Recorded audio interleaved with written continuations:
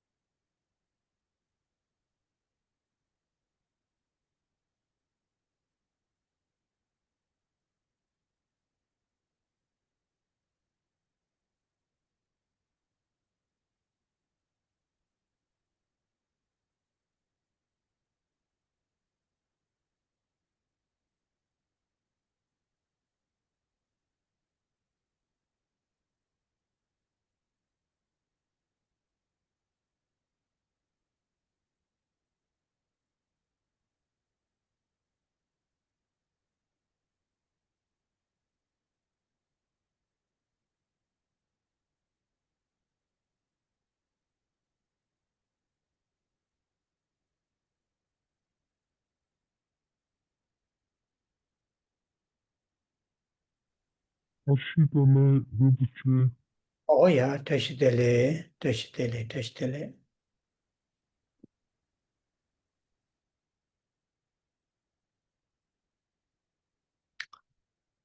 My sincere greetings to everyone.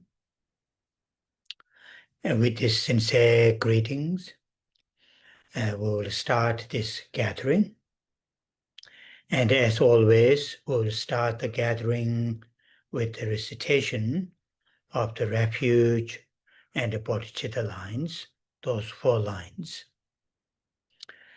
First 2 lines help us as a follower of the teachings of the Buddha to hold the mind taking refuge to the Buddha as a mentor, as a teacher,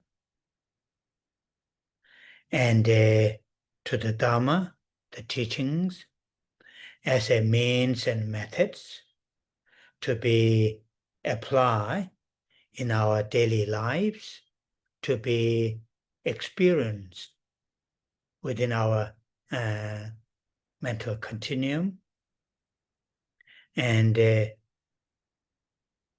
taking refuge to the Sangha as our spiritual friends and supporters. Though we may use the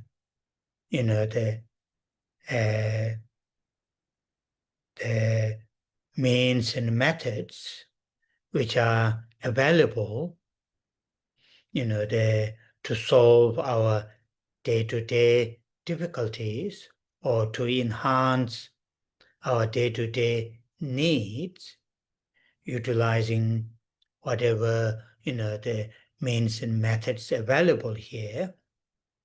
But as a follower of the teachings of the Buddha, for the long term, our fulfillment, then, the Buddha as a teacher, mentor, his teachings as a means and methods, and his Sangha as a supporter. And that is something important. And in the same, as some of the deep-rooted our, samsaric predicaments, difficulties, then to utilize the teachings of the Buddha. And that is what here very, very useful and helpful to have that kind of approach, to solve, to overcome our surface challenges, or to fulfill, use the means and methods which are available, in this world. But for the long term, then think, the teachings of the Buddha is the means and methods. And that is really the meaning of taking refuge in three jewels. That kind of mindset is extremely helpful.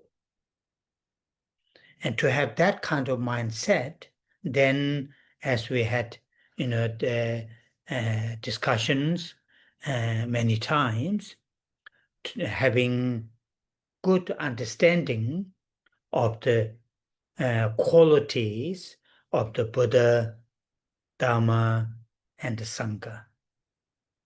That helps, that, and also deep, thorough understanding of this kind of existence what we have here, within the samsaric existence. Our current existence is considered as one of the fortunate existence, but still from our own experiences we can tell there are lots of predicaments or challenges we face. Though we can enjoy the what you call the samsaric things. People who live in United States, today you might be celebrating your freedom from the British, the whatever, and you may have good something look forward today to delicious food and something. That's here, but the point, as a follower of the teachings of the Buddha, in the deep down, the solution or the means and methods to fulfill our needs are the Buddha, Dharma, and Sangha. And that will come when we understand these two, the qualities of the three jewels and our current, samsaric predicaments. Those are the two key factors to go for refuge. And this we had many discussions, or I've shared with you many times, and I'm sure you have studied from many great teachers. And that is the first one. And the second is, last two lines in the refuge, and those 4 lines help us to hold the altruistic awakened mind, the bodhicitta, the mind genuinely, sincerely cares, concerns well-beings of all living beings.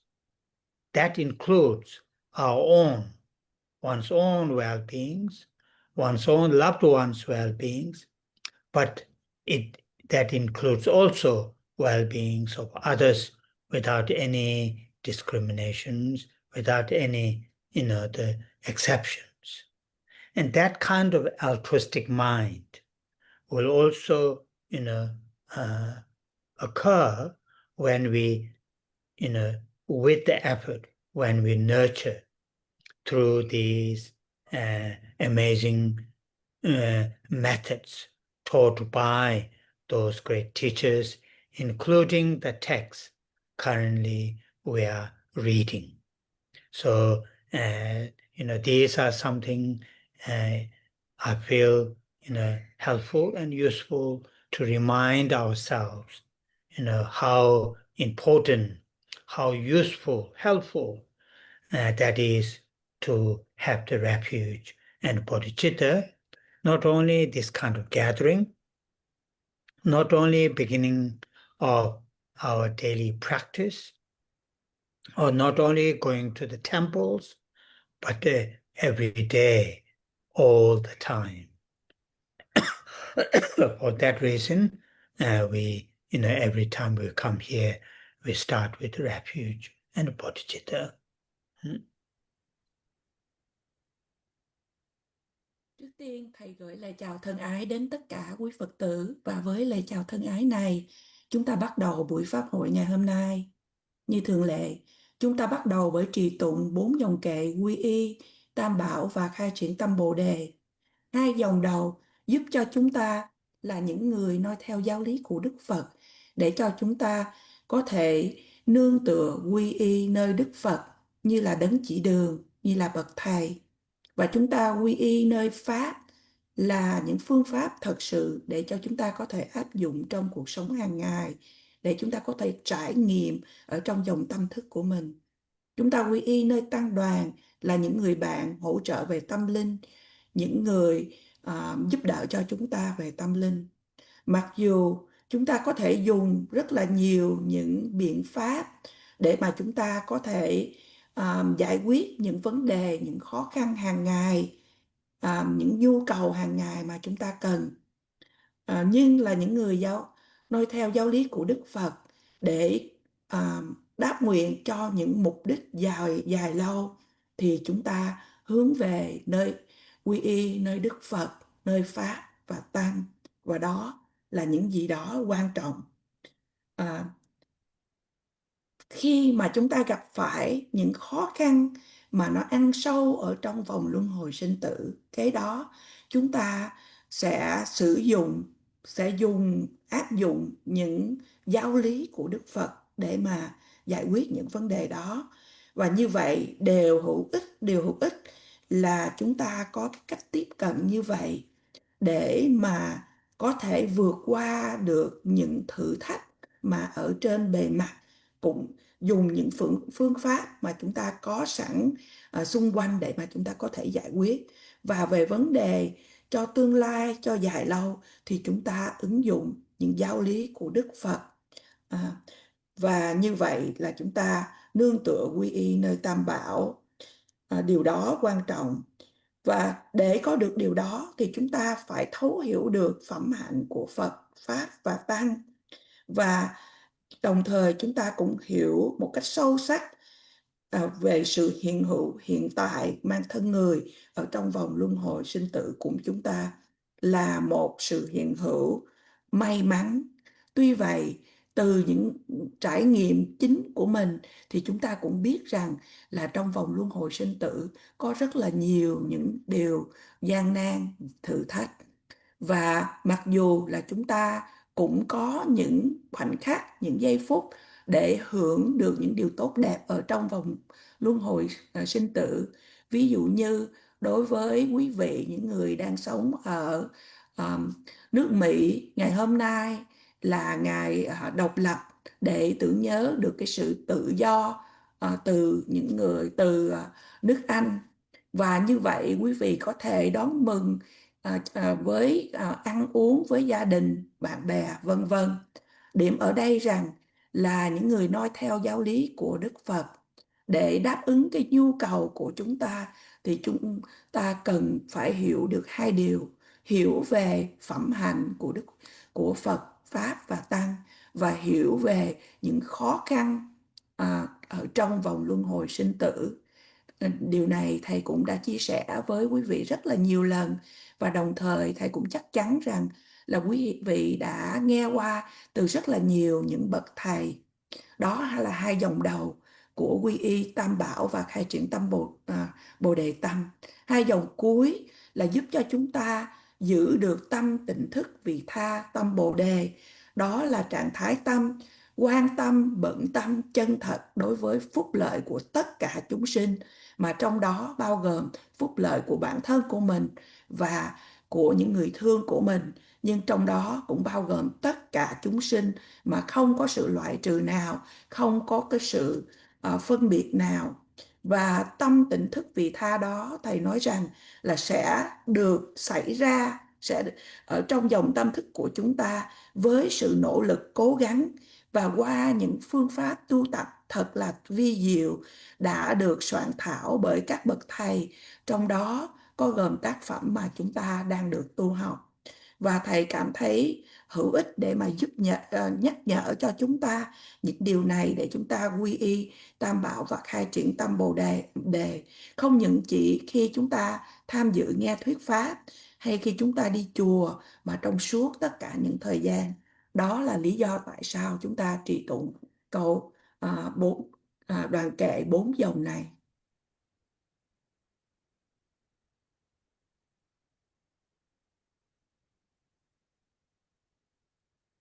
Ừ.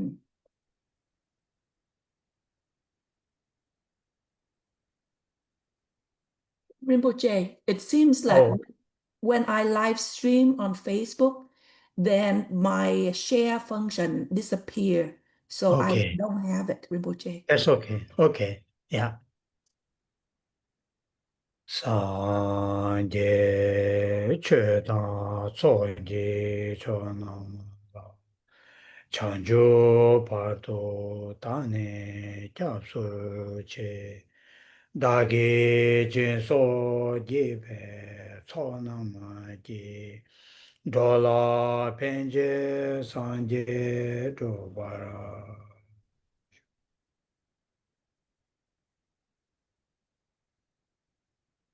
sanje chöda tsoji chonam la chanjo parto tane kyapsu che dagi jinso jibe tsonam ji dola penje sanje dobara sho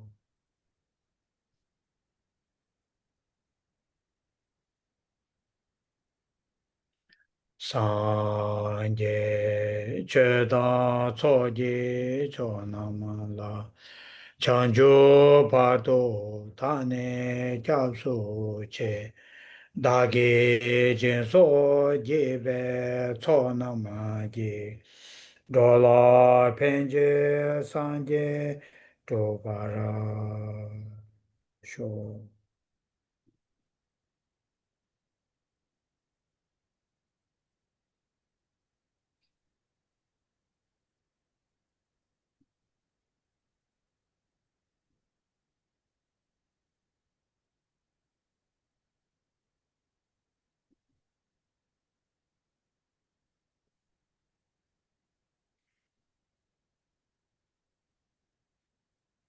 Oh, yeah.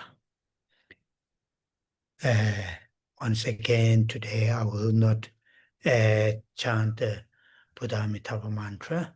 Still, my chest is not very clear, so I get cough. So instead of that, I will, read the text that we are reading, and so before I read the text from the verse 24. First, I will from verse 24 till verse 46. I will read in Tibetan as a oral transmission. In case if people would like to listen this oral transmission. So until verse 46. From this chapter 2, from verse 1 to end of verse 23, I already done this when we start this chapter. So first let me read the verses as an oral transmission. Và bây giờ thầy sẽ đọc cho chúng ta, trì tụng cho chúng ta bằng tiếng Tây Tạng từ đoạn kệ 24 đến đoạn kệ 46 như là những lời khẩu truyền cho quý vị nào muốn nhận khẩu truyền. Và trước đây khi chúng ta mới bắt đầu chương 2, thầy đã cho chúng ta khẩu truyền từ đoạn kệ thứ nhất đến đoạn kệ 23. As I mentioned, I have received this Guide to the Bodhisattva's Way of Life teachings twice from His Holiness the Dalai Lama, and then several times from different teachers. And His Holiness Dalai Lama had received his teachings from a great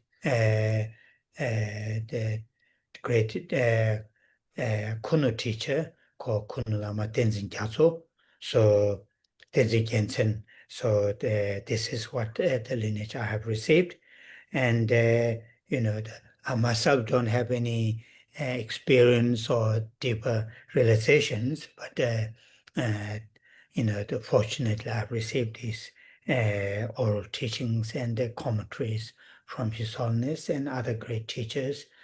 Based on that, I'm reading these verses as a oral transmission. Như thầy có chia sẻ với chúng ta trước đây, thầy đã thọ nhận giáo lý Nhập Bồ Tát Hạnh 2 lần từ Thánh Đức Đạt Lai Lạt Ma và nhiều lần từ những bậc thầy khác. Và Thánh Đức Đạt Lai Lạt Ma đã thọ nhận những giáo lý này từ dòng truyền thừa của Khensur Rinpoche. Và như vậy, đối với chính thầy, là thầy đã thọ nhận được từ Thánh Đức cũng như từ những bậc thầy khác. Và thầy nói rằng là bản thân của thầy thì không có bất kỳ những thực chứng nào, nhưng mà thầy đã may mắn được thọ nhận những giáo lý này. Và như vậy hôm nay thầy sẽ đọc trì tụng cho chúng ta bằng tiếng Tây Tạng như là những lời khẩu truyền dựa trên những gì thầy đã được thọ nhận. Verse 24. Tuzum shepe sanje gun chodan soje chonam la shindu kunje tanye je ludu paye tajas chanju sembe shinam da choden nam la tajas kembo teshin loben da tuju chola chas chanju ningbo cheje wa sanje nam la japso je chodan san chanju senpai sola teshin japso je chonam kuna shubaye sosan je dan chanju sen tuje chembo ngana Temo jade sowane toma meden kowane tserab diyam shintado dagi maze di kiwa jido zawa nidane timo chube tanun jesu yira kanji wa nomba dine tongji ne samba takbe gunla sha dagi kunjo sumdane pama lama shintaba nimo gune lunga da yiji nuji kanla nyeba tume chunchabe dikjen dagi dikje wa shindo mese je jeba de tamje tempa namla sha dagi dane dikwa ma changwa ngondo komba gyurwa gyurdo chi cheda dele nge tarwa nyurdo nyuwe tsuji jabdo so ede meru chedagi cheda ma je me deba nada me na kunjang lubur tsela ime tamje pone chago ba dagi deda ma sheba zada me za tunge che dikwa namba na so Meza namja mejo jen zawa namja mejo la daja meba jo wa de chen tamje meba melam nyamso nyo wa she ngobo kanda kanje ba tede tembe yu do jo de ba tamje tongme re she sunde sunse tinyi lang zada meza tuma da teda tundu chebede mise kanyi tundu ne dundu ne teda dage lobu teda dani lobu she dage debara manju ba demo chabe she dana dikba namba tuma nizen deba yung meba tsede dado degyuru ba go nebe go ba yung me na dado chiwa injuru dāni mēnā dūpē tsē nīshē kūjē tāgō jā sōshē pāyē sōwā tā nī chibē nyōwā shīnjē pōnyē sīmbā lā nī jē chibē shījē bē tēzē sōnam chīkyā na tēnā tāgē mā tēn gōmbō pāmē tāgē nē jīgbā tīndā mā tsē nā mē tā tsē tē chē tō tā dīgbā māngbō nyā wā rā tū kio yā lā chibē sā tērīng chibā tē chō tē kāgā mē sā nē lā sō ngō nē ngōle shendo gyo nāna shenje ponye sembala nyeje cheben shecheben teze sonam chigyam na tenya take teze shenje ponye jikje de shezun jenje sugyo ban jikje neje tabgyo ba rabdo ta nyamta meje gu suji jikje deda le lekware gyobare chegyo ba tensha tenbe mitene 초시에 잡다 초와제 초시에 잡에 통나네 되네 권에 유모죠 내대 잡여 마인 대세다게 제다를 자 so up to I read up to verse 46 so we will now go back to our commentary and our commentary today we will start from verse 24 Và như vậy thầy đã hoàn tất phần khẩu truyền từ đoạn kệ 24 đến 46 và bây giờ chúng ta trở về phần luận giải bắt đầu từ đoạn kệ 24. So if you remember clearly, this chapter, chapter 2 out of 10 chapters from this text, chapter 2 is, title is called Confessing the Negativities, but it explains 4 practices, and out of the 4 practices, from verse 1 to verse 20, end of verse 23, the first practice, which is making offerings, and this we already covered. I have explained it is useful to helpful to remember what is the purpose of making offerings, what kind of mindsets that we should have, and what kind of offerings to be offered to the Buddhas, Dharma, and Bodhisattvas. And these verses very beautifully explained. And now from verse 24 and verse 25, these 2 verses, out of the 4 practices, the second practice, which is making prostrations.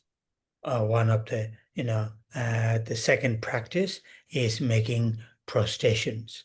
So before I read the verse 24 and 25, just to explain a little bit about the purpose of making prostrations, and what kind of prostrations can be performed, and what kind of mindsets that we should have when we practice prostrations. And these are something quite many of you, I'm sure many of you know this, and they're quite helpful to to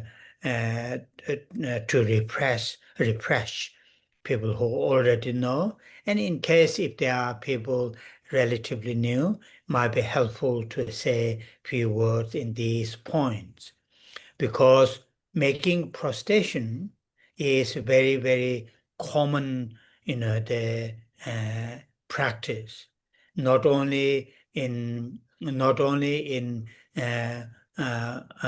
Buddhism, but also in India, ancient, other ancient Indian spiritual traditions also have a making prostrations, but also other world major religious traditions, whether they use the term prostrations or not, have this kind of gestures, different, so on and so forth. So it is in the sense of the practice itself is universal, universal in the sense, even in a non-religious context, we have a physical body gesture, we have a verbal expression, and we have a mental, particular mindset. Similar to whether we use the term prostrations or not, there's that sort of things even in the secular, in our day-to-day lives. So now here, the first, the purpose of making prostrations. Purpose of making prostration is, the two there are two main purposes. Of course, there are many other purposes. There are two main purposes. The first purpose is really to cultivate, to develop sense of, the sense of admirations, seeing the, the qualities of the Buddha, Dharma, and Sangha. And here, whom we make prostration in this, those first verse 24 is explained Buddha, Dharma, and Sangha. The whom that we make offerings, make prostrations. So the purpose of making prostration is, to enhance a deep sense of admirations to the Buddha, Dharma, and the Sangha. And the admiration, will occur when we have a clear understanding of the qualities of the Buddha, Dharma, and Sangha. That's the first purpose, the purpose of making prostrations, to cultivate, to enhance, to develop deep sense of admirations towards the three jewels. The second purpose is to reduce, to minimize, and eventually to eradicate, this sense of or what you call the arrogant, sense of arrogance. Sense of arrogance. That arrogant there are many different layers of arrogance that we may experience, that we may hold in in our mindsets, in a subtle way, arrogant in the sense, in a subtle way, unable to appreciate good qualities, positive qualities of not only Buddha, Dharma, and Sangha, but other living beings. And that's the here the second purpose. the purpose of making prostrations, the first purpose is to enhance, to nurture deep sense of admirations towards Buddha, Dharma, and Sangha. And that kind of admiration will occur when we, understand the qualities of the three jewels. That's the first purpose. Second purpose is to reduce, to minimize sense of arrogance, arrogant attitudes, manner, culture, which is very, very unhelpful, for ourselves to learn good qualities from others. So in a brave nutshell, the purpose of making prostration is for those two.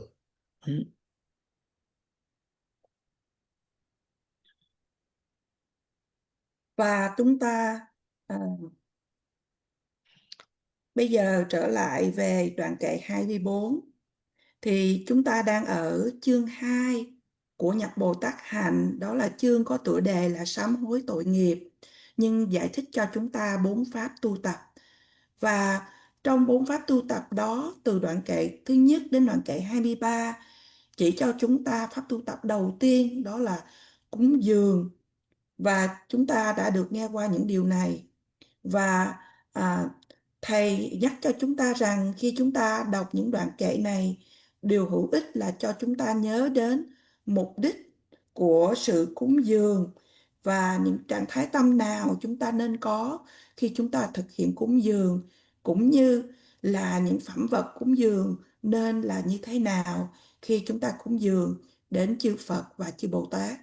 Và những đoạn kệ này đã diễn tả cho chúng ta một cách thật hay để cho chúng ta thực hiện những điều đó. Qua tới đoạn kệ 24 và 25, trong 4 pháp tu tập, thì bây giờ đến đoạn kệ để chúng ta thực hiện tu tập để đảnh lễ. Trước khi vào đoạn kệ 24 và 25, Thầy giải thích cho chúng ta ít nhiều về sự đảnh lễ này, mục đích, cái phân loại nào của đảnh lễ mà chúng ta có thể thực hiện được, và trạng thái tâm của chúng ta nên như thế nào khi chúng ta đảnh lễ. Thầy chắc chắn rằng nhiều trong số quý vị đang nghe ở đây là quý vị đã nghe được những điều này, thì hãy xem đó như là làm tươi mới lại những gì mình đã biết. Và trong trường hợp có những người Phật tử mới thì để nghe qua học hỏi được những điều gì đó. Và bởi vì sự đảnh lễ là một pháp tu tập rất là phổ thông, không những ở trong Phật giáo, không những mà còn ở trong những truyền thống tôn giáo Ấn Độ thời cổ đại mà là phi Phật giáo, và đồng thời cũng ở trong những truyền thống tôn giáo chính ở trên thế giới. Và cho dù là tất cả những truyền thống này có thực hiện đảnh lễ hay không, nhưng mà khác nhau như thế nào, những cái cử chỉ có thể khác nhau, nhưng mà ngay cả những ở trong đời sống hàng thực thường nhật mà không phải ở trong tôn giáo, chúng ta cũng có những cử chỉ để tỏ lòng tôn kính, vân vân. Và như vậy, mục đích đầu tiên để cho chúng ta thực hiện đảnh lễ, đầu tiên là mục đích để chúng ta thực hiện đảnh lễ, và ở đây có 2 điểm chính, 2 mục đích chính. Lẽ dĩ nhiên thầy cũng nói là có rất là nhiều những mục đích khác nhau, nhưng ở đây chúng ta nói 2 mục đích chính. Thứ nhất là khai triển cái lòng ngưỡng mộ khi mà thấy được phẩm hạnh của Phật, Pháp và Tăng. Như vậy, ở trong đoạn kệ 24 nói cho chúng ta là chúng ta đảnh lễ đến ai? Đó Phật, Pháp và Tăng. Và mục đích để mà đảnh lễ đó là làm để tăng trưởng, trưởng dưỡng sự ngưỡng mộ sâu xa đối với chư Phật, đối với Pháp, đối với Tăng. Và những điều này sẽ chỉ được trưởng dưỡng khi mà chúng ta có được sự hiểu biết sâu sắc về phẩm hạnh của Phật, Pháp và Tăng. Và mục đích thứ hai để chúng ta thực hiện đảnh lễ đó là để làm giảm thiểu đi, làm giới hạn đi, và cuối cùng nhổ tận gốc cái cảm giác gọi là cái cảm giác kiêu ngạo hay kiêu mạn. Có nhiều, thầy nói rằng là có nhiều những mức tầng khác nhau của cái sự kiêu ngạo mà chúng ta giữ ở trong dòng tâm thức của mình. Những sự kiêu ngạo mà ở trong một cái từng mức tầng vi tế, đó là cái sự không thiếu khả năng để mà có thể nhận ra, hay là nhận ra để mà cảm nhận, để mà được những phẩm hạnh. Không những chỉ chúng ta nói những phẩm hạnh tốt của chư Phật, Pháp và Tăng, mà đồng thời là những giá trị, những phẩm hạnh tốt đẹp khác của những chúng sinh khác. Và như vậy, mục đích để chúng ta đảnh lễ thứ nhất là để có khởi lên một cái niềm ngưỡng mộ sâu sắc đối với Phật, Pháp và Tăng. Và điều này chỉ xảy ra khi chúng ta hiểu được phẩm hạnh của Phật, Pháp và Tăng. Và điều thứ nhì là để làm giảm thiểu sự kiêu ngạo, cái thái độ hay là cái văn hóa tập tục của chúng ta mà gây đến cho chúng ta có một cái tâm kiêu ngạo. Và cái sự kiêu ngạo này không có giúp để cho chúng ta làm cho chúng ta không có thể nào học hỏi được thêm những phẩm hạnh tốt đẹp từ những người khác.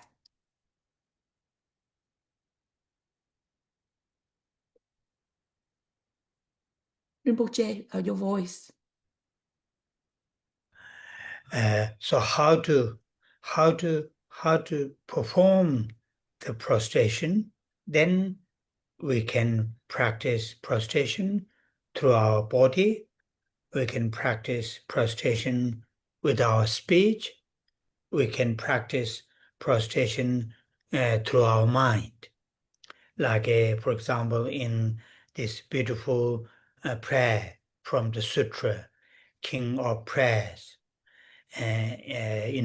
King of Prayers, first part of the King of Prayers is this list of seven practices. And out of the 7 practices in the King of Prayer, the first practice is prostration. In the first verse in the King of Prayer, and the last line, it clearly stated. It says like this in Tibetan: Lödang ngage ngade yiti chatselo, tangwe chatselo. So with the body, with the speech, with the mind, tangwa. Tangwa, it has a connotation in Tibetan, several different connotations. Tangwa has a connotation of, clarity. Tangwa has this term has a connotation of pure, pure, clear, so with the body, through the body and speech and mind, we can perform prostrations. And the most important part here is this last syllable, tangwa. Tangwe chakyo. Chak means prostration. Tangwa, that is important, the syllable from this from this line. So this last syllable, tangwa, should go with the body, should go with the speech, should go with the mind. All three, whether we make prostration with our body, make prostration with the body with the clarity. Clarity in the sense, the understanding of the qualities of the 3, in this case, 3 jewels. When we have a clear understanding of the qualities of the 3 jewels, then when we make bodily gesture, either full length prostrations, in the Tibetan traditions, or what we call the touching 5 part of your body on the ground. that is forehead, 2 hands, and the 2 knees. Sometimes it is called half-length prostrations. So that is the physical. Physically, just simply bowing or making, half-length prostrations or making full-length prostrations. Which way, whatever body gesture that you make, if you make that body gesture with a clear understanding of the qualities of the 3 jewels, and that is, prostration with our body,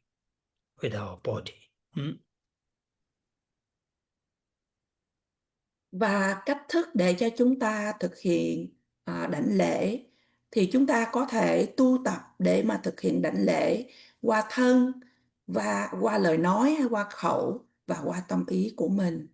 Và ở trong King of Prayers là những lời cầu nguyện của Đức Phổ Hiền Bồ Tát, thì ở trong đoạn kệ đầu tiên đã liệt kê cho chúng ta 7 pháp tu tập để mà thì trong đó có phần đảnh lễ ở trong đoạn kệ đầu, và ở trong đoạn kệ đầu và dòng cuối có nói rằng lưu tăng nga di thang quê chắc sao lô. Thì lưu ở đây là thân, nga là khẩu và di là ý, và thầy chắc sao là đảnh lễ, và thầy giải thích cho chúng ta từ thăng hoa. Thăng hoa ở đây có nghĩa là một cách rõ ràng, một cách thanh tịnh, một cách trong sạch. Thì ở đây chúng ta nên nói là thân thanh tịnh, khẩu thanh tịnh và ý thanh tịnh. Và khi chúng ta đảnh lễ qua thân, khẩu và ý của mình với sự thanh tịnh, với sự rõ ràng như vậy, điều này có nghĩa rằng là với sự hiểu biết về phẩm hạnh của Tam Bảo. Một khi chúng ta hiểu biết về phẩm hạnh của Tam Bảo thì chúng ta thực hiện đảnh lễ thì có 2 phân loại. Đảnh lễ mà thầy nói đến về đảnh lễ bằng thân, đó là tạm dịch đó là đảnh lễ trọn đủ, hay đảnh lễ theo cái cách mà quý vị thấy người Tây Tạng thường làm là nằm dài ở xuống đất. Và đảnh lễ thứ nhì đó là gọi là đảnh lễ mà phân nửa, có nghĩa rằng là 5 điểm của thân của chúng ta chạm vào đất, đó là cái đầu của chúng ta gặp vào đất, 2 tay chạm vào đất và 2 cái đầu gối, đó là 5 điểm. Thì bất kỳ những phương cách nào mà chúng ta chọn để mà thực hiện đảnh lễ, đó gọi là đảnh lễ bằng thân, qua thân. So this, with the clear understanding of the qualities of in this case, 3 jewels, then when we make body gesture, like holding the hands or bowing the head, or physically, laying down our body on the ground, touching the feet of the Buddha or whoever, then that will work. That will help to achieve those 2 purposes which I mentioned earlier. The first one is that that will enhance that deep sense of admiration of the qualities of the 3 jewels, and also that will reduce arrogant, negative pride. That will reduce when we physically do. If we physically, without that kind of clear mind, clear mind of understanding of the qualities of the 3 jewels in this case, then it will be just traditional or culturally physical gesture. It won't make that much. I mean, of course, it will have some benefits, but it will not give us the full benefits. So therefore, it is very, very helpful to bring this, this last line out of that verse, this last line, in that last line, like not the last syllable, that end of the line, the syllable in Tibetan, Tangwa, and here are translated two English translations, either clarity or purity, whatever you call it. I think here clarity might be better. So clear understanding, that is really important here. And then in terms of the some of the sutras, some of the the great teachers' commentaries, there are some very, very imaginative prostration, physical body prostrations can be practiced. For example, though currently we have only one body, but imagining, hundreds of thousands of your body, they sort of, turn into many different, numbers of bodies. And while you are physically making that gesture, all those bodies are making gestures. So that is kind of beautiful, through the visualizations that we can do. But most important here is, as I just mentioned earlier, through the clear understanding of the qualities of the three jewels, then you can make the gesture. 1, 2, 3, 100,000, it doesn't matter. Sometimes number is helpful. We will get that will help us to get time to bring our attention, and in that case, with the attention to help to have a understanding of qualities of the three jewels. But number is not necessarily very, very important. What is important is that cultivating understanding of the qualities of the three jewels.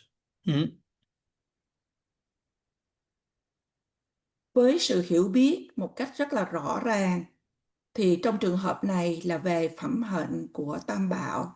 Kế đó chúng ta có thể chắp tay lại, chúng ta có thể cúi đầu xuống, hay chúng ta có thể nằm rạp xuống, chạm vào chân của Đức Phật, vân vân, để mà chúng ta đảnh lễ. Và để mà giúp cái sự đảnh lễ, mục đích để chúng ta đảnh lễ là giúp cho chúng ta, như thầy nhắc đến vừa rồi, là để trưởng dưỡng được cái sự ngưỡng mộ sâu xa đối với phẩm hạnh của Tam Bảo, và đồng thời cũng làm giảm thiểu sự kiêu mạn của chúng ta. Và nếu chúng ta không có cái trạng thái tâm mà mạch lạc rõ ràng mà để hiểu được phẩm hạnh của chư Phật, Pháp và Tăng như vậy, kế đó cái sự đảnh lễ của chúng ta chỉ là những cử chỉ theo thói quen, theo tập tục mà thôi, thì lẽ dĩ nhiên chúng ta cũng nhận được ít nhiều lợi lạc, nhưng mà chúng ta không nhận được cái lợi lạc một cách trọn vẹn. Và cái điều mà sẽ giúp cho chúng ta để đem lại cho lợi lạc, đó là cái dòng cuối mà thầy vừa nhắc cho chúng ta, không phải là từ cuối, nhưng mà hai cái từ thăng hòa. Ở đây thầy dịch đó là với cái từ thầy chọn, đó là cái từ với cái sự hiểu biết một cách rõ ràng. Và với cái sự hiểu biết rõ ràng đó, nó là điều quan trọng khi trong phạm vi mà chúng ta nói đến, trong phạm vi kinh điển, những luận giải, thì có nói đến một cái pháp quán tượng khác. Ví dụ như ở đây sẽ nói đến là mặc dù chúng ta có một thân, nhưng mà chúng ta sẽ quán tưởng trở thành rất là nhiều thân, cả hàng trăm ngàn thân để mà chúng ta cùng đảnh lễ. Và cái sự quán tưởng này thì nó thật là đẹp, mà chúng ta cũng có thể thực hiện.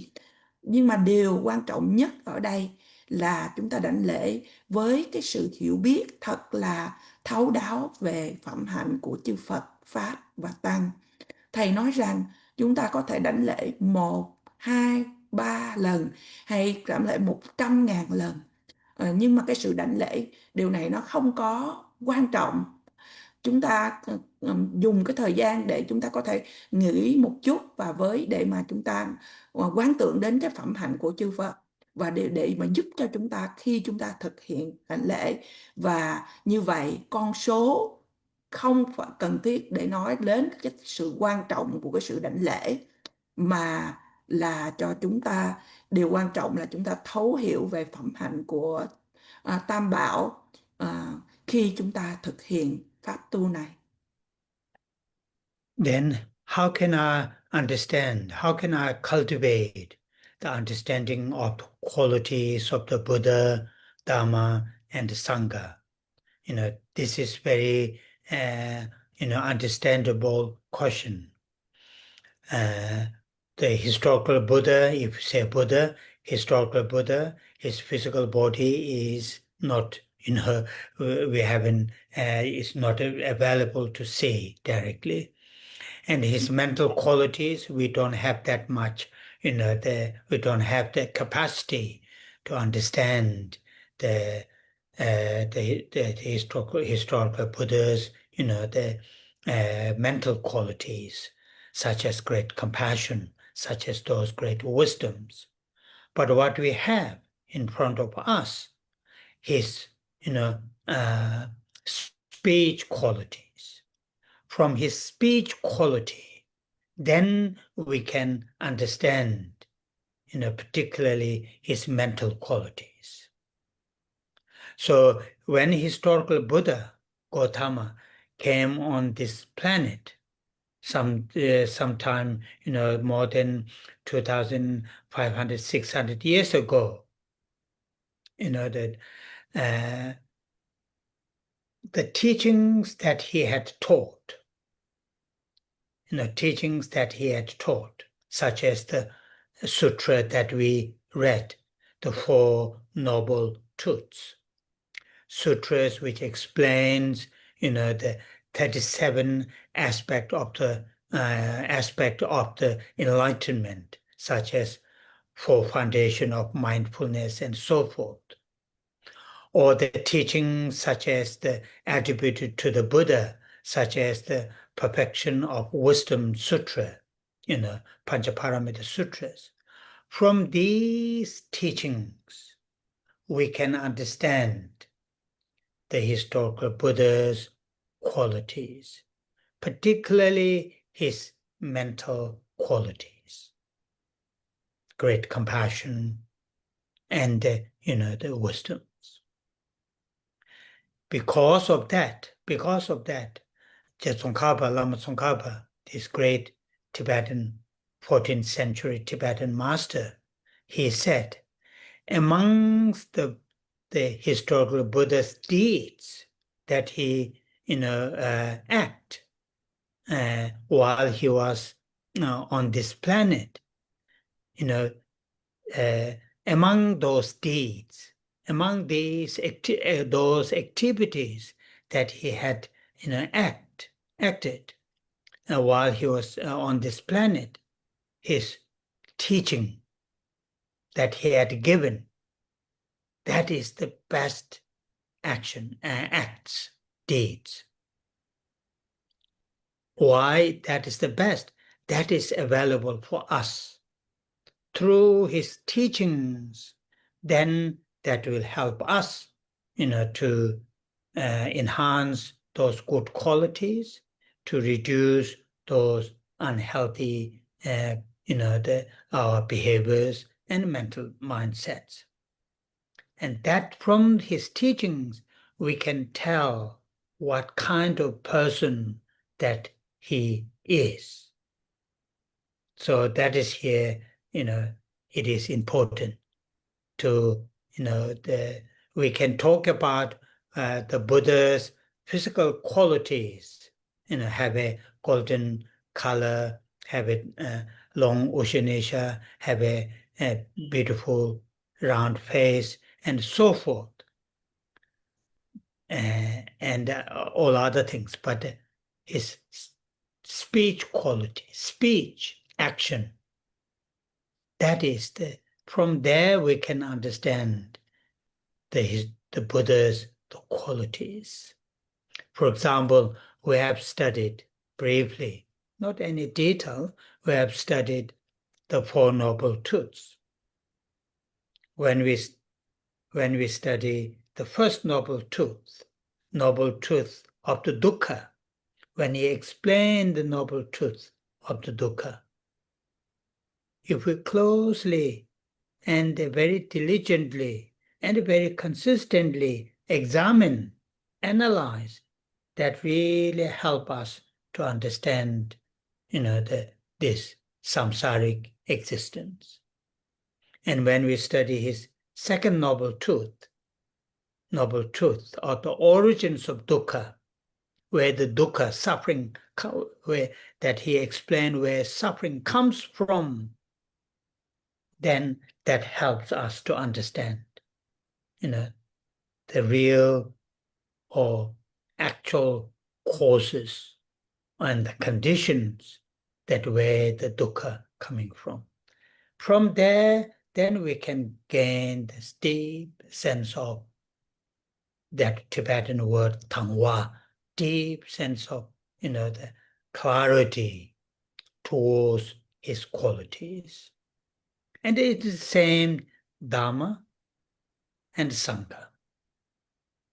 Once we understand the qualities of the Dhamma, like a simple mindfulness meditation, that's very, very simple.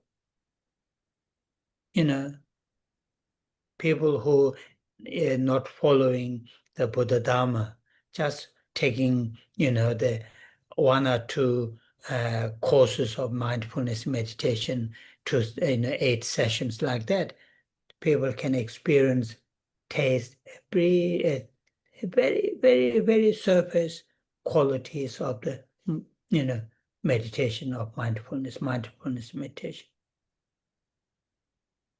From there, then we can understand full, if we go more qualities of the Dhamma. So, answer to that question, how can I cultivate, how can I get understanding of qualities of the 3 jewels? And these are the things, we need to do.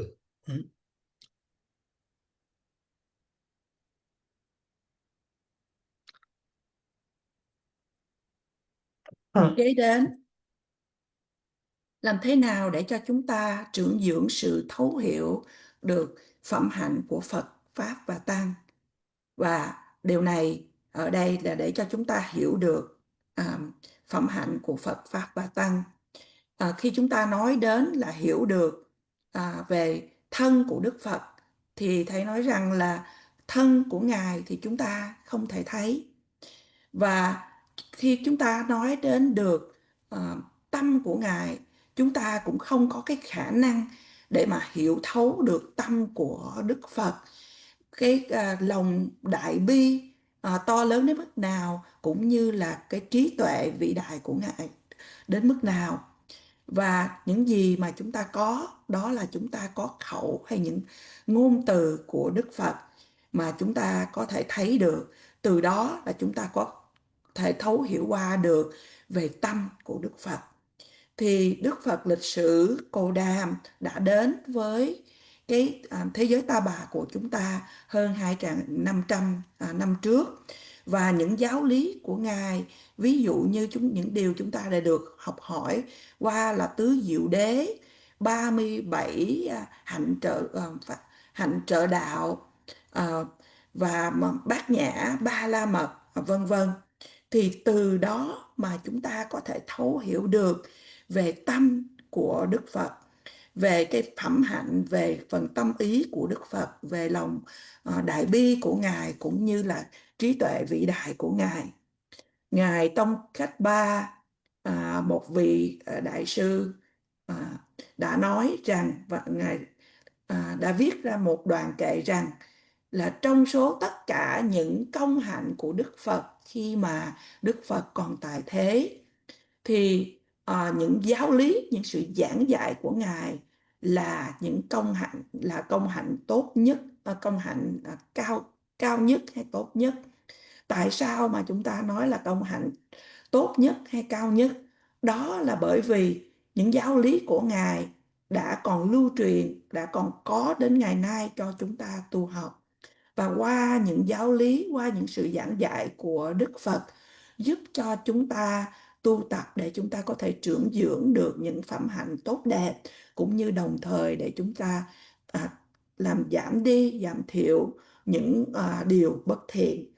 Và qua những giảng dạy của Ngài thì chúng ta có thể nói là Ngài là một đấng như thế nào. Và như vậy ở đây điều này là quan trọng. Chúng ta có thể mô tả nói là thân của Đức Phật thật là đẹp, với ví dụ như là một cái khuôn mặt tròn đều hay là những cái chi tiết khác, nhưng qua ngôn từ của Ngài chúng ta có thể hiểu được.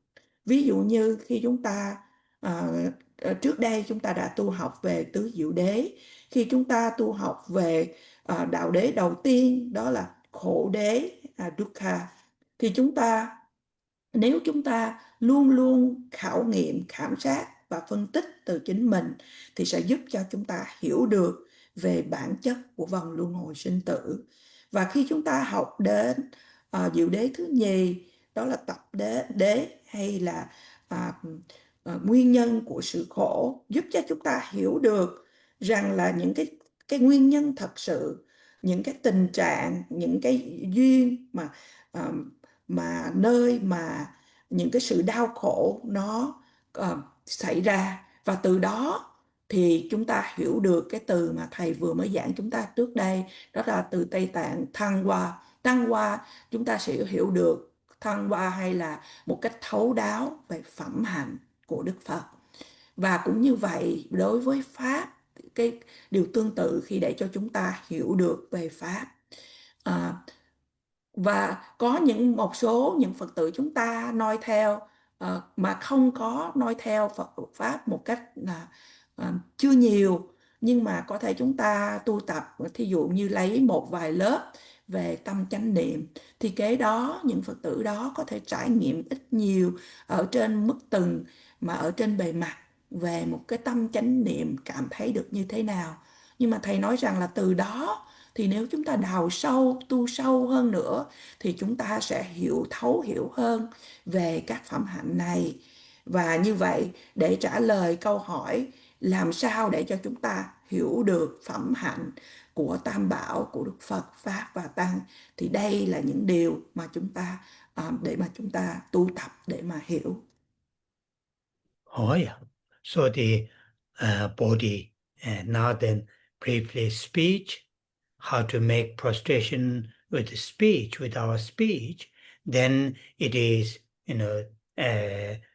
saying, chanting, those good qualities of the Buddha, Dharma, and the Sangha. In the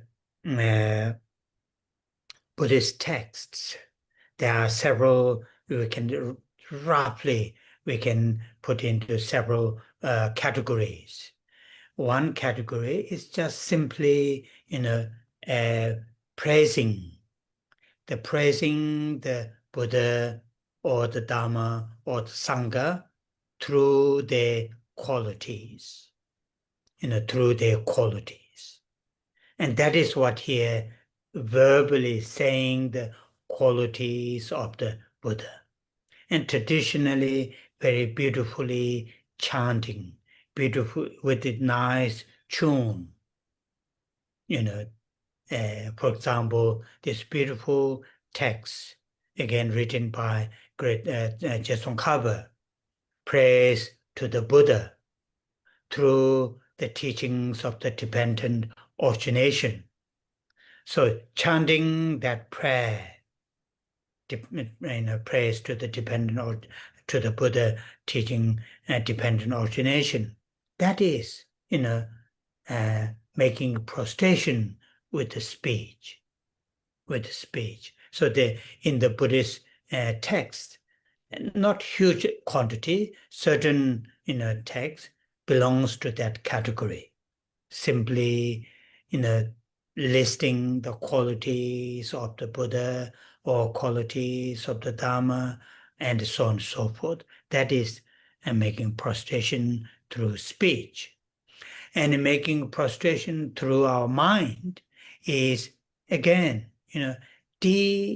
cultivating deep sense of appreciation, deep sense of appreciation of the qualities of the Buddha, Dharma, and the Sangha, or deep sense of that, what you call the, what you call the,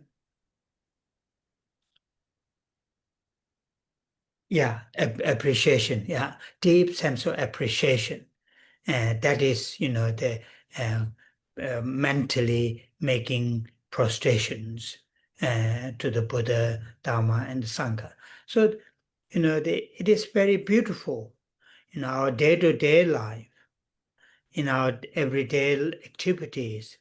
We engage in with our body, speech, and mind. And the same when we do the spiritual activities, physically, verbally, and mentally. This, all the major Buddhist traditions have, particularly in the Tibetan Buddhist traditions.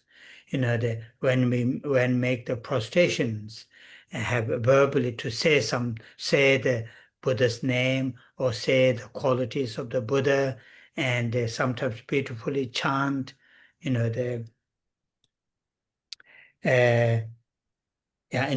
and mentally to think the qualities of the Buddha, and that is the very nice practice. So this is prostration.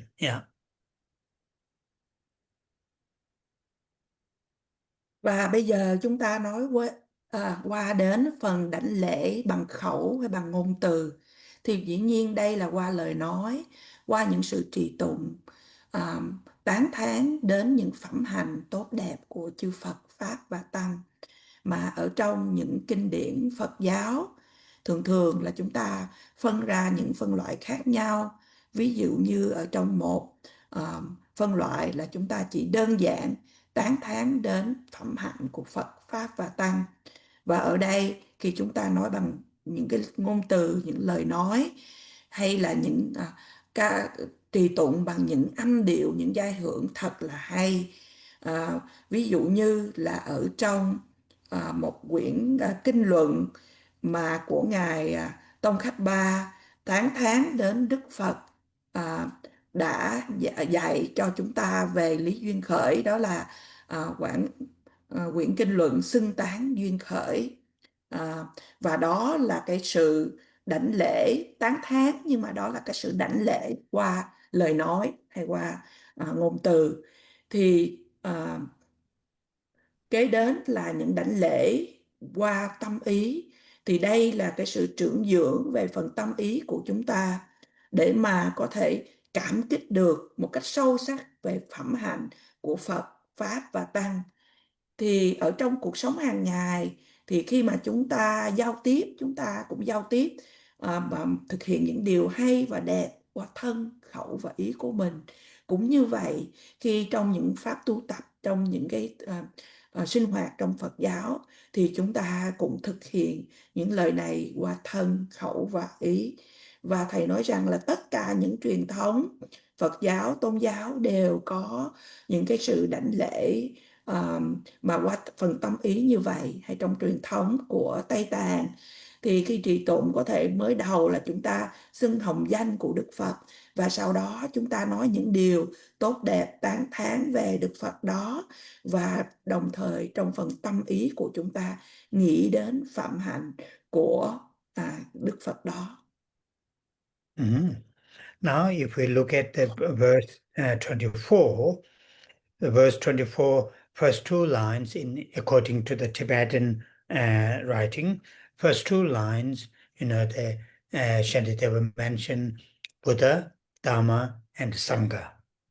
In the context of the Buddha, here, not just the present Buddha, Gautama, the Shantideva mentioned Buddhas in three times: past, present, and futures. In other words, as many as Buddha are there, that's whom we make prostrations. Then, of course, Dharma and Sangha. And third line in Tibetan, this is which I briefly mentioned earlier, which says, make prostrations, in English it is translated here, say, with the bodies many as grains of the dust. In other words, mentally visualize your body into countless number once while you are making current body, making prostrations. Imagine all those countless body also making same time making prostrations. This is, mentally sort of, it is, the training our mind, part of the training our mind. These practices become, sort of more, what you call powerful in the sense, just instead of just making prostration bodily with just this body, but imagining, countless body, visualizing countless body making same when you this current body making prostrations, and the same when current one mouth chanting the qualities of the Buddha, Dhamma, and Sangha, same time imagining countless, and same as the mind, and this have a connection. As we believe there were many lives we had in the past.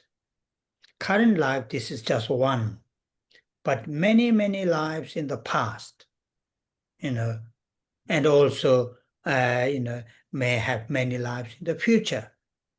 So all these past lives, we may have, created many unfortunate things, but this body may fortunately have the opportunity to practice prostration, imagining all countless body, making prostration, and the body as well as speech and mind. This is what in the Tibetan line, third line. So fourth line is making making prostration. So there isn't any difficulty that to not to understand these four lines. So I will not spend that much time line by line. Yeah. Đoàn kệ 24 nói rằng con sẽ hóa thân này muôn ức như vi trần lễ đức Như Lai, Thế Tôn trong cả ba đời, con đều kính lễ đồng thời Pháp Tăng. Hai dòng đầu của dòng kệ 24 mà bằng tiếng Tây Tạng, thì ở trong đây Ngài Tịch Thiên nhắc đến Đức Phật, Pháp và Tăng. Và ở đây không những chỉ nhắc đến Đức Phật của thời điểm hiện tại, đó là Đức Phật Thích Ca Mâu Ni hay Cồ Đàm, mà ở đây nhắc đến Đức Phật của ba thời gian, chư Phật của ba thời gian, của quá khứ, của hiện tại, của vị lai. Và kế đó là dĩ nhiên nhắc đến Pháp và nhắc đến Tăng. Kế đó với nhiều như dòng kệ mà ở trong đây mô tả rằng là hóa thân này muôn ức như vi trần, là nhiều như vi trần, hay trong dòng tiếng Anh gọi là cát bụi, hay chúng ta nói đến những hạt nguyên tử, thì rất là nhiều những thân như vậy. Nói một cách khác, khi chúng ta quán tưởng bằng phần tâm ý, quán tưởng là vô lượng số thân cùng với chúng ta đang đảnh lễ. Và khi mà chúng ta nghĩ đến như vậy, đây là một phần để trong sự luyện tâm của mình. Với chỉ một thân mà chúng ta nghĩ đến là vô lượng số thân cũng đang cùng chúng ta mà đảnh lễ. Cũng như vậy, với một cái miệng chúng ta đang trì tụng, chúng ta nghĩ quán tưởng đến vô lượng những cái miệng khác trong những cái thân đang trì tụng.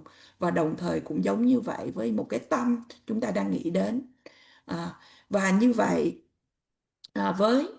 bởi vì ở trong truyền thống của Phật giáo của chúng ta có sự tin tưởng rằng là chúng ta không những chỉ có một cái kiếp sống, mạng sống trong hiện tại, mà đồng thời chúng ta đã có nhiều kiếp sống ở trong quá khứ, và đồng thời chúng ta cũng có thể sẽ có nhiều kiếp sống trong tương lai. Và như vậy đó là có vô số của những kiếp sống, của mạng sống như vậy, và một thân như vậy chúng ta có thể quán tưởng rằng vô số thân. Ở đây thầy không muốn đi vào chi tiết nhiều từng những dòng một. Oh yeah. Then the next verse, verse 25, and here this verse identified a few, 4 or 5, also that we make prostrations. In the Tibetan verse, Changjuk Semji Shinamtam. In English translation, I can understand it is not very clearly stated, that one. I think in English it says to shrines and all supports of bodhicitta. This is what in Tibetan. Here in English, all supports of bodhicitta. This needs a little bit explanation. Changjuk Semji Shinam, the home that we make prostrations, in order to who support me to cultivate bodhicitta, to enhance bodhicitta. So that can be, the text, that can be teachings, that can be in the people, that can be your, the friends. That can be anybody, anything, anything, anybody who help, who supports to enhance, to cultivate bodhicitta, Changju Simji Shinam Dao. That is what here in English, that make prostrations. Then the second line, then it's fine, it is saying stupas or shrines. Stupas, Choden, all the Buddhist traditions have these stupas. Mainly stupas represents, there are different styles. Generally, stupas represents the Buddha's mental qualities. Or stupas here, it can be, the what you call the Choden. Yeah, anyway, that's fine. Then the third line, Kembo. So in this case, the people who give us vows, for example, lay vows, lay people, when you receive lay vows, ordain, when we receive ordained vows, and that's technically called abbots. Abbots in Kembo, in the sense who give us vows, bodhisattva vows, what you call the Sutriyana vows, so that is to whom that we make offering and make prostrations. Loben in the sense teacher, who teach us writing, reading, whatever. That's mainly talking about from the traditional point of view, to make prostrations. So these verse 25 mainly, sort of what is not mentioned directly in the verse 24, to whom that we make prostrations. In this verse 25, I make prostrations, those, whom things that help me to enhance bodhicitta. It can be place, like for example, in where I'm currently at the Bodh Gaya, or some other holy places. When we visit holy places, that may help to enhance bodhicitta. Or when we read certain verses, that may help bodhicitta. Or when we see, certain activities, and that activities help us to enhance bodhicitta. And these all are object to make prostrations. So it's beautifully, nicely, normally when we make, traditionally when we say make prostrations, only Buddha, Dhamma, and Sangha, or the stupas like that. But, making prostrations can be many of these different things.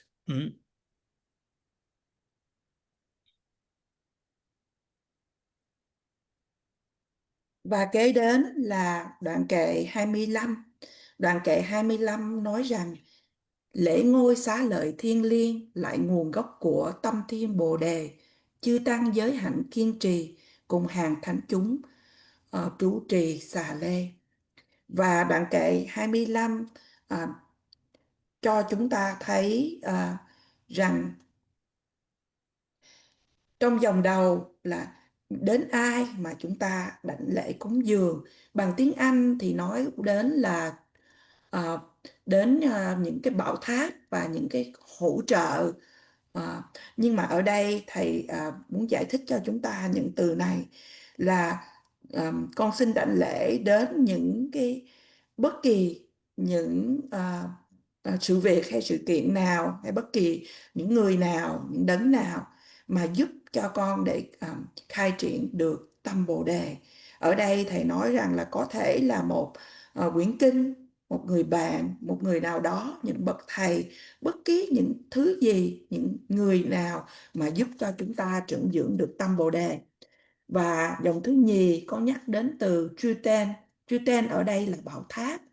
Thì thầy nói rằng là trong tất cả những truyền thống của Phật giáo đều có những bảo tháp, và nói chung những bảo tháp thì tượng trưng cho về phẩm hạnh, về tâm ý của Đức Phật.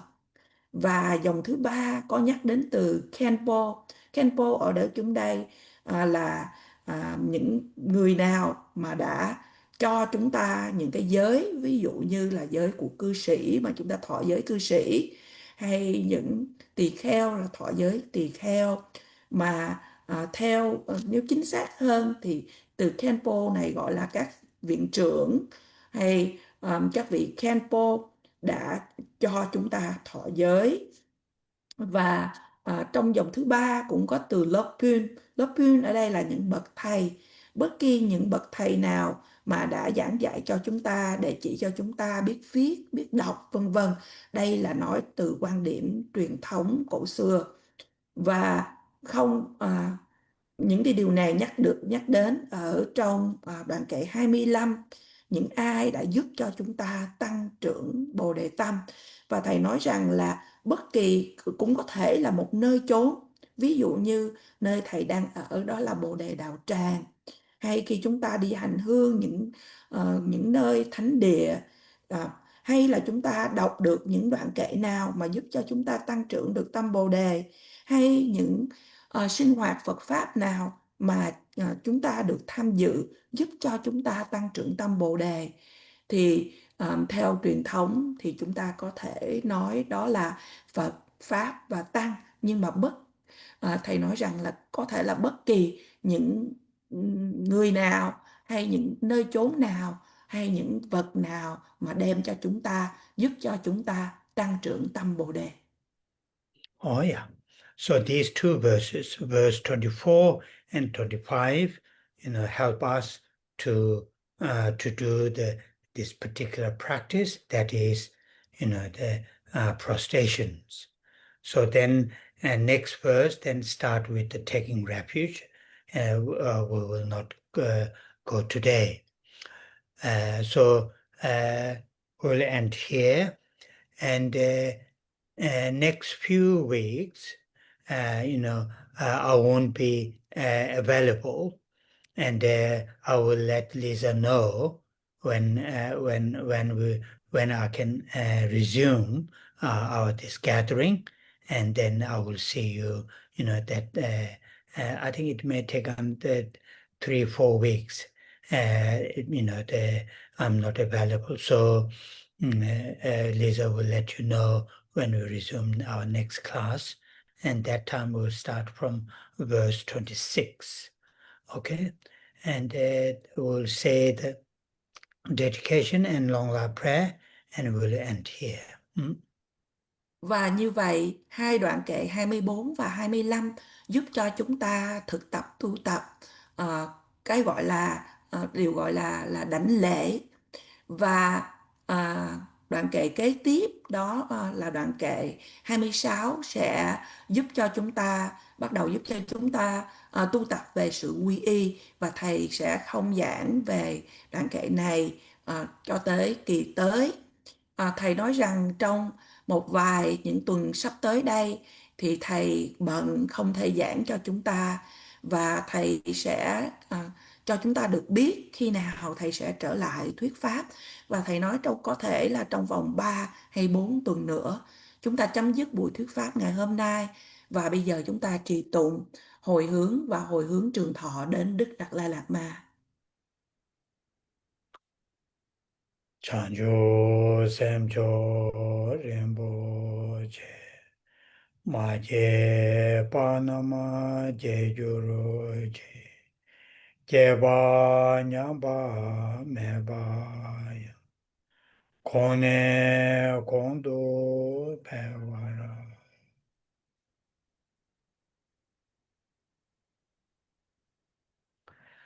Kanri Rave Korve Shinkamade Pendan Dewa Malu Chungwe Chere Sewa Tenzin Jaso Shabe Side Pato Tenjuru.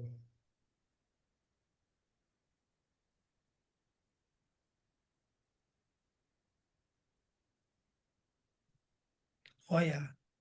Thank you everyone. Thank you, Rinpoche. Thank you, Lisa. Thank you very much. Thank you very Please take much, care, Rinpoche. Rinpoche. Thank you, Rinpoche. Thank you, Lisa. Hope you feel good soon. Thank you, Rinpoche.